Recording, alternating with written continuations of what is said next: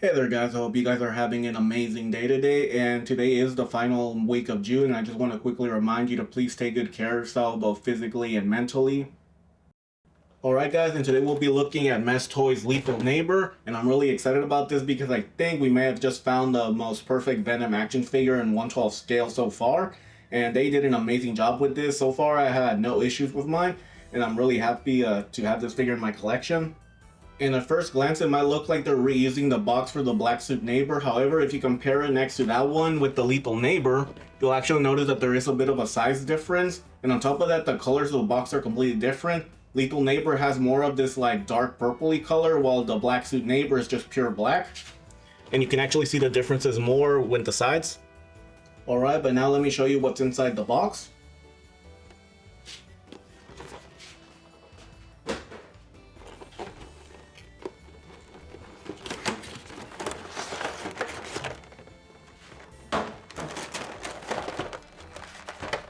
Of course, you got Venom himself right here. You got two alternate heads and an alternate neck with this one, alternate feet, and of course alternate hands.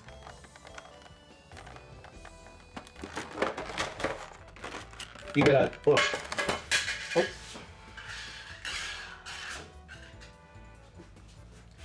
course, you get the base for the stand right here, and it looks pretty good. It also has that same dark purpley like color to it as well. So you get the arm for the stand, the hand, or the claw I mean. You get all these tentacles, these extra large pieces right here. And on top of that, you get an alternate head right here.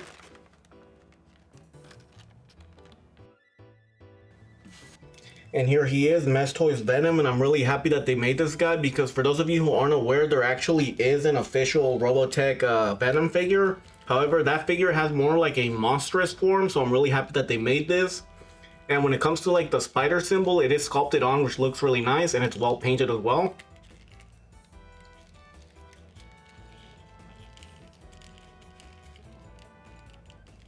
As you can see, even when you use the articulation, you still have that paint in there, so that looks pretty nice. However, I do got some quality control with it, but it's really minor, so it's not a big deal to me. I don't know how well you'll be able to see this, but there's like a little bit of like a purple line right here.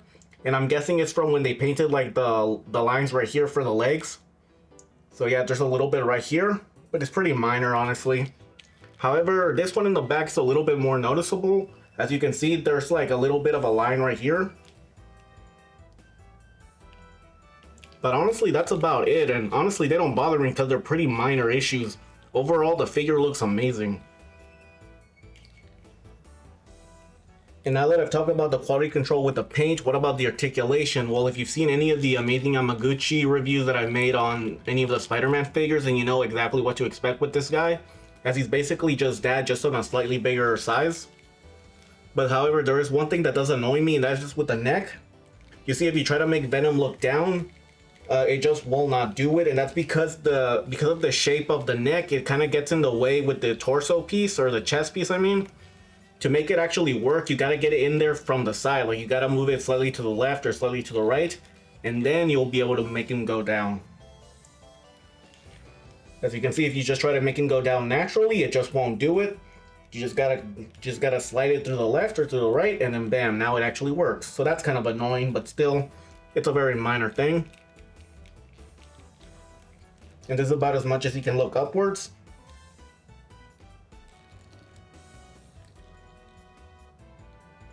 And to show you how he scales next to some other Mesh Toys and CT Toy products, here is the Black Suit Neighbor, which is just Black Suit Spider-Man. And then of course, here is the CT Toys Agent Venom, and as you can see, he just towers over them. Now, even though he's very clearly inspired by this guy over here, he's not a one-to-one copy. There are some changes. For example, the crotch piece is different, the shoulders are different, and not to mention the knees are also different. Now, granted, back when I reviewed the Ben Reilly Scarlet Spider Mesh Toys figure, someone in the comment section actually let me know that those changes were made to a previous figure, which I could be wrong, but I think it was the Superior Spider-Man. So that's pretty nice to see that Mesh Toys is actually improving these figures, making them look better and better as they keep going on with this, which is really nice. Now, one thing that I'm pretty sure people are not gonna like about this figure is the colors. Basically, they decided to make him in this like dark purple, dark blue plastic, and essentially depending on the light, he might look more bluish or more purplish, but of course it's more on the darker side. And I know that a lot of people just want him to be pure black, but honestly, this is the Mess Toys we're talking about. I'm pretty confident they're gonna make a variant of him, so I can easily see them making a black variant pretty soon. The only question is if they're gonna continue to go more afterwards, because with Spider-Man, they've made like 5 variants at this point. So I really hope that they continue to make more with this Venom figure. And honestly, I think we have like a 50% chance that we'll get like an anti-Venom, because they actually did get like an anti-Agent Venom with this figure right here, and that was pretty cool. So I can easily see them making one with this mold. However, after that, who knows, you know. I really hope that they continue to make more figures with this guy, because personally for me, what I really want is a blue Venom, you know, like from Marvel vs. Capcom. That's definitely the type of figure that I want. Not to mention, I hope they make like a Carnage figure with this guy. That would be really cool as well. Now when it comes to his accessory, he does come with this alternate pair of feet, and they do have a toe articulation, which is really nice. But honestly, I have zero interest in this. I always thought the Venom with toes was really stupid, and personally, I'm never gonna use this stuff. So yeah, I'm just gonna put these to the side. Now when it comes to his alternate heads, now for the most part, they look pretty good. However, there's one issue that I have with them. If you can see it through the side, I don't know how well you will tell on camera, but the front area of the hair, it looks like a separate piece, and it just doesn't flush with the forehead. It really looks like it just sticking out there, and it looks really noticeable even from the front. As you can see, it just sticks out a lot. Now with this one, it does look a little bit better. It actually flushes with the forehead much better. However, you can still tell that it's like a separate piece. Now, hopefully, let's just hope that maybe this is just an issue with mine. I really don't like how much it sticks out, especially like if you look at it from the top, like it literally looks like they just glued it on really lazily. Yeah, but that's about the only negative thing I have to say about this figure. And since we're talking about his accessories, I might as well show them off now. Here's the hands that he comes with by default. And here is his alternate grabbing hands. And here's a pair of open hands. And lastly, he also comes with a pair of fists. And here's the head that he comes with by default. And here's what the head with the tongue looks like.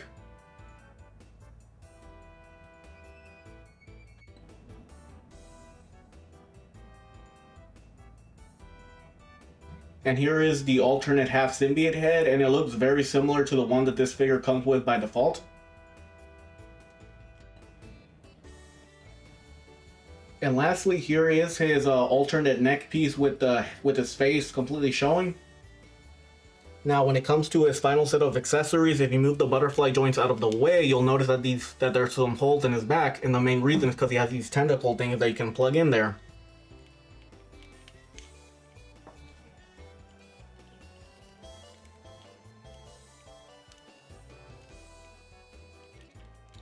That's pretty nice right here. And on top of that, you also got these 3 options. You got this really big one right here. You got this smaller one right here. And then you get this one right here, the one that's just basically a stabbing weapon. Now this one is a no-brainer. This definitely goes on one of the tentacles.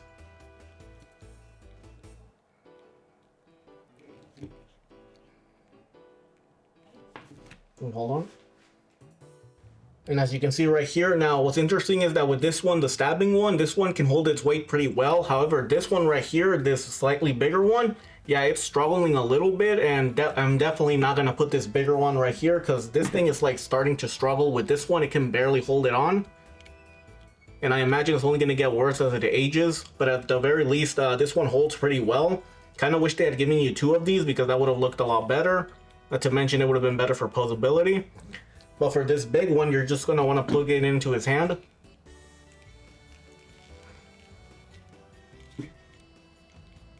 Let's see. And that's pretty much it. And you can pretty much put it in whatever hand you like. So that's pretty cool.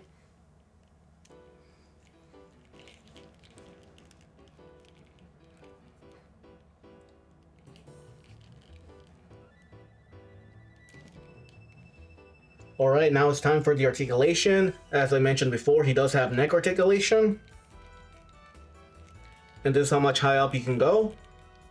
This is how far down he can look. On top of that, he has these butterfly joints.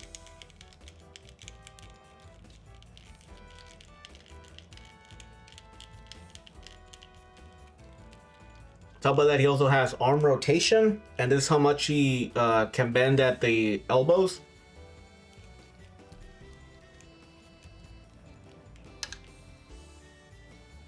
He has a ball joint for the chest. Ball joint for the stomach. And of course, when it comes to doing the perfect splits, he can do that pretty well. Hold on. And this is how well the figure can do the perfect splits. And keep in mind that the crotch piece is made of a very soft plastic. And to make this work, you just gotta rotate the legs a little bit.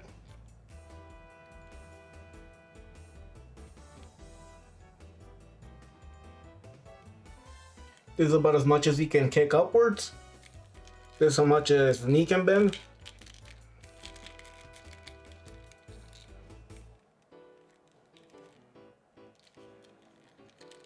And as I mentioned before, he does have thigh rotation. Also has foot articulation and toe bend, or toe articulation, I mean.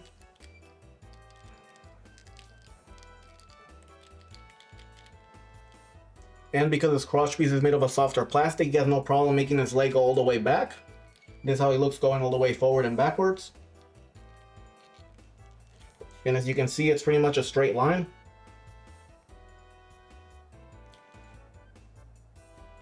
And when it comes to bending him forward, he can almost touch his feet. He's just very close right there.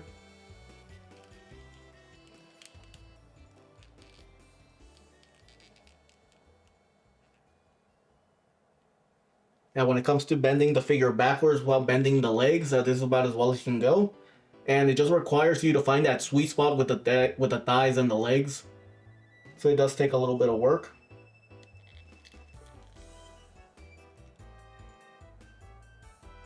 And I almost forgot, but this is how he looks crossing his arms. And keep in mind, I'm not even using the butterfly joints yet. When I actually use them, they just go even further.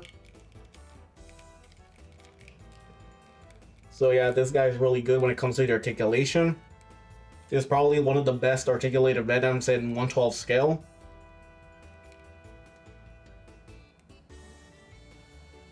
Now, one of my overall thoughts on this figure is I think Mess Toy did an amazing job. Honestly, this is definitely one of the best 1/12 scale Venom action figures so far. And if they ever make like a black Venom or a blue Venom from Marvel vs. Capcom, that'll definitely be like my favorite Venom figure of all time. However, for the time being, I'm pretty happy with this. Now, granted, there are some issues that I have with it. As I mentioned earlier, the fact that you have to slide the neck through the sides in order to make him look down, that's kind of annoying. And that's about it. That's the only issue that I have with this figure from like an articulation standpoint. However, what does annoy me about this figure is what he doesn't have. For some reason, he doesn't come with any webbing effects, and on top of that, all of his hands, none of them have any holes in the white portion of the hands. You know, the back area where you have like those white squares. There's no holes in them, so even if you had webbing effects, like for example the ones that came with this black suit Spider-Man, you cannot reuse them at all. So that's pretty disappointing. If they make another version of this, please give him some hands with some holes on them, so that way you can use some webbing effects. That would be pretty necessary for this figure, because otherwise right now you pretty much got a Venom figure that cannot use any webs whatsoever.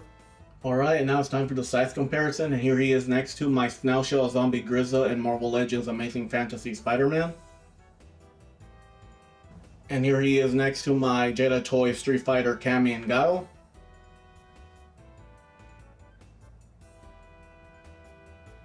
And here he is next to my Mofix Marvel Gwenpool and my DC Batman Night Crusader. And lastly, here he is next to my official Figure Arts Android 21 and my third-party Zeno Goku. Alright guys, I just want to quickly let you know that I do have a Twitter account, and there is a link on my YouTube channel, but just in case, I'll leave a link in the description for anybody that wants to follow me. And yeah, that's about the end of the video. I hope you enjoyed, and if you can, please like this video and possibly subscribe to my channel. I would really appreciate it, and I'll see you guys next time. Later.